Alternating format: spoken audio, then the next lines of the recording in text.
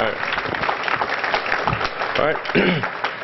Well, I'd like to thank you for leaving crazy person out of the description. So I thought, I was trying to think, what is the most useful thing that I could, what could I say that could actually be helpful or useful to you in the future? And I thought I'd perhaps tell the story of how I sort of came to be here. How did some of these things happen? And maybe there's some lessons there, because I often find myself wondering, how did this happen? So when I was young, I didn't really know what I was going to do when I got older. People kept asking me, but then eventually I thought that the idea of inventing things would be really cool.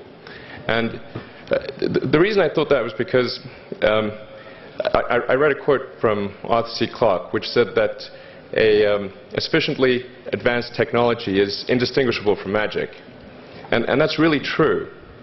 If you go back, say, 300 years, the things that we take for granted today would be you'd be burned at the stake for.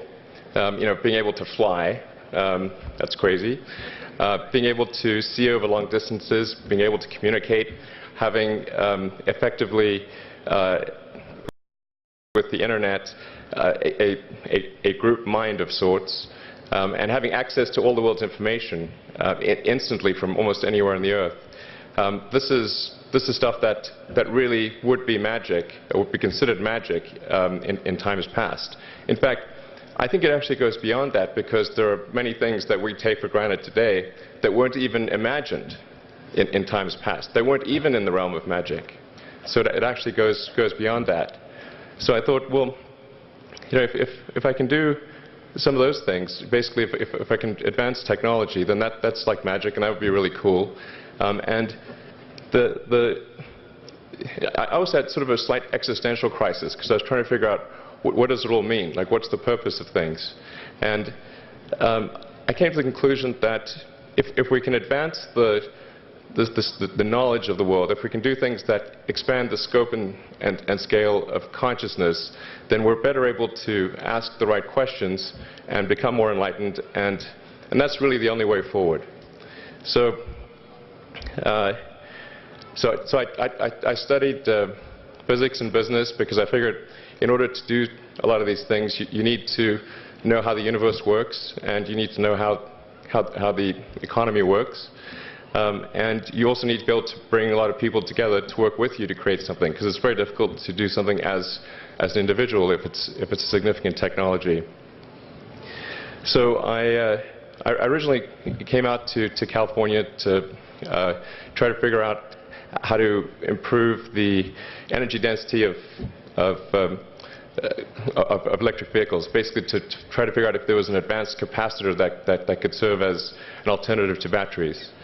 And that was in '95, and that's also when the internet started to happen. And I thought, well, I can either pursue this technology where success may not be one of the possible outcomes, which is always tricky, or participate in the internet and be part of it. So I decided to drop out. Now, obviously, fortunately, we're past graduation, so I can't be accused of recommending that to you. So did some internet stuff. You know, did a few things here and there. One of which was PayPal. And I think maybe it's helpful to say one of the things that was important then in the creation of PayPal was kind of how it started, because initially, the initial thought with PayPal was to create an agglomeration of financial services, so to have one place where all of your financial services needs would be seamlessly integrated and work smoothly. And then we had like a little feature which was to do email payments. And whenever we'd show the system off to someone, we'd show the hard part, which was the agglomeration of financial services, which was quite difficult to put together. Nobody was interested. Then we'd show people email payments, which was actually quite easy, and everybody was interested. So this is I think it's important to take feedback from your environment. You want to be as closed loop as possible. So we focused on email payments and really try to make that work, and that's what really got things to take off. But if we hadn't responded to what people said, then we probably would not have been successful. So it's important to look for things like that and focus on them when you see them, and you correct your prior assumptions. And then let's get some more.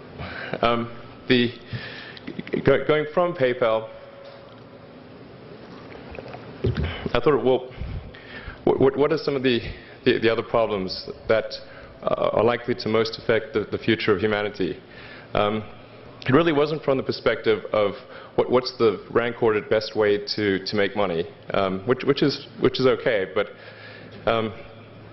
it was really what I think is going to most affect the future of humanity. So I think the biggest terrestrial problem we've got is sustainable energy, but the production and consumption of energy in a sustainable manner. If we don't solve that this century, we're in deep trouble.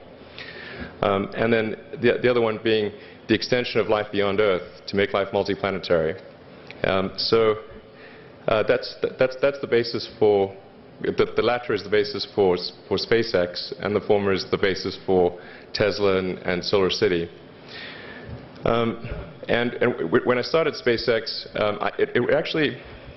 initially I thought that, well, there's no way one could possibly start a rocket company. I wasn't that crazy. But then I thought, well, what is a way to increase NASA's budget? That was actually my initial goal. So I thought, well, if we can do a low-cost mission to Mars, something called Mars Oasis, which would land seeds with seeds in dehydrated nutrient gel, and you hydrate them upon landing, and then you'd have this great sort of money shot of green plants on a red background, and the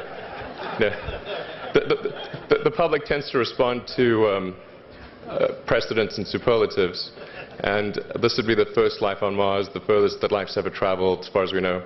And I thought, well, that would get people really excited, and therefore increase NASA's budget. So obviously, the financial outcome from such a mission would probably be zero. So anything better than that was on the upside. So I actually went to Russia 3 times to look at buying a refurbished ICBM. Because that was the best deal. And I can tell you it was very weird going there in late 2001, 2002, going to the Russian rocket forces and saying, I'd like to buy 2 of your biggest rockets, but you can keep the nuke. That's a lot more.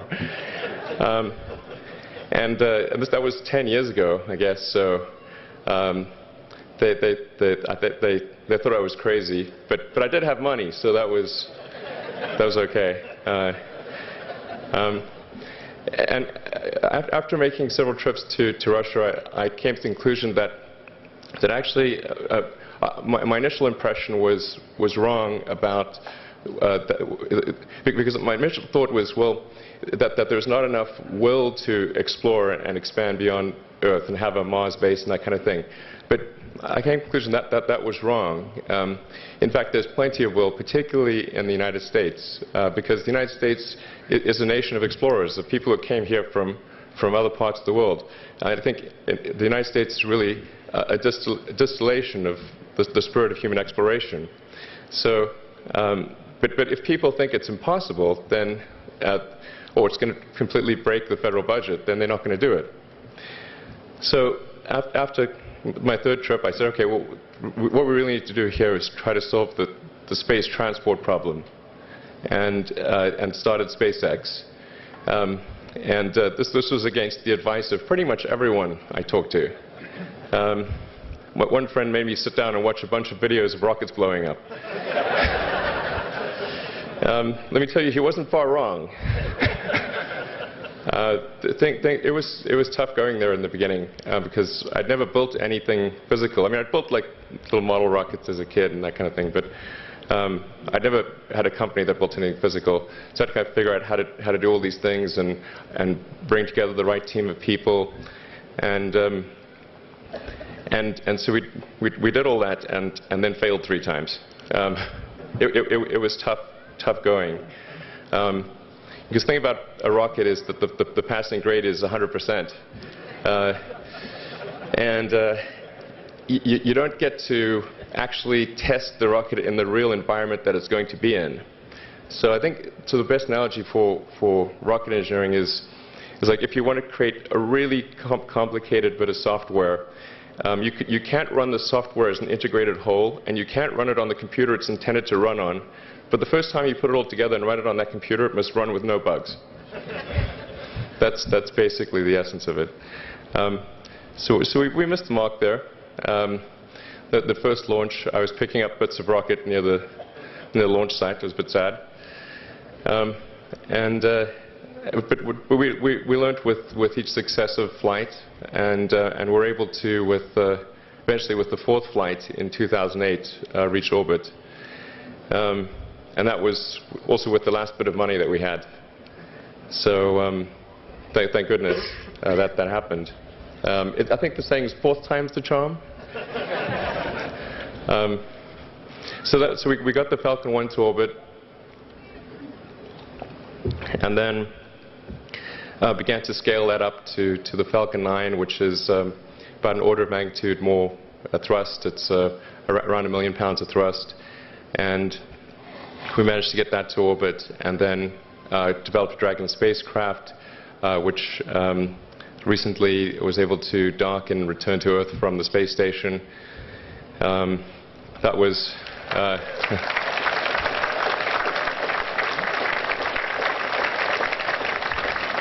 thanks. That was a white-knuckled event. Yeah, it's a huge relief. Still can't quite believe it actually happened. But there's a lot more that must happen beyond this in order for humanity to become a spacefaring civilization, ultimately a multi-planet species. And that's something I think it's vitally important, and I hope that some of you will participate in that, either at SpaceX or at other companies, because it's just really one of the most important things for the preservation and extension of consciousness.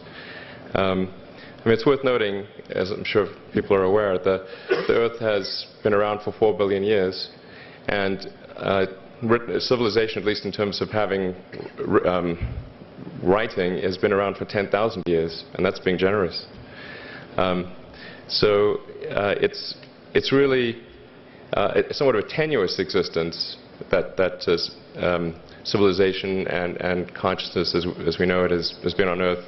And I think I'm actually fairly optimistic about the future of Earth. So I don't want to sort of people to have the wrong impression that I think we're all about to die. I think things will most likely be okay for a long time on Earth, but not for sure, but most likely. But even if it's sort of 99% likely, a 1% chance is still worth spending a fair bit of effort to ensure that we've backed up the biosphere, planetary redundancy, if you will. And so I think it's really quite important. And in order to do that, there's a breakthrough that needs to occur, which is to create a rapidly and completely reusable transport system to Mars, which is one of those things that's right on the borderline of impossible. But that's sort of the thing that we're going to try to achieve there with SpaceX. And then on the Tesla front, the goal with Tesla was really to try to show that what electric cars can do, because people had the wrong impression. We had to change people's perception of an electric vehicle, because they used to think of it as something that was slow and ugly and had low range, kind of like a golf cart. So that's why we created the Tesla Roadster, to show that you can be fast, attractive, and long range. And it's amazing how, even though you can show that something works on paper, and the calculations are very clear, until you actually have the physical object and they can drive it, it doesn't really sink in for people. And so that I think is something worth noting. If you're going to create a company, the first thing you should try to do is create a working prototype. Everything looks great on PowerPoint. you can make anything work on PowerPoint. But if you have an actual demonstration article, even if it's in primitive form, that's much more effective for convincing people. So we made the Tesla Roadster, and now we're coming out soon with the Model S, which is a four-door sedan. Because after we made the Tesla Roadster, people said, oh, sure, we always knew you could make a car like that. It's an expensive car, and it's low volume, and it's small and all that, but you couldn't make a real car. Like, okay, fine, we've got to make that too. So that's coming out soon. Yeah, so that's the, I think where things are, and hopefully there are some lessons to be drawn there. But I think the overarching point I want to make is that you guys are the magicians of the 21st century. Don't let anything hold you back. Imagination is the limit, and go out there and create some magic. Thank you.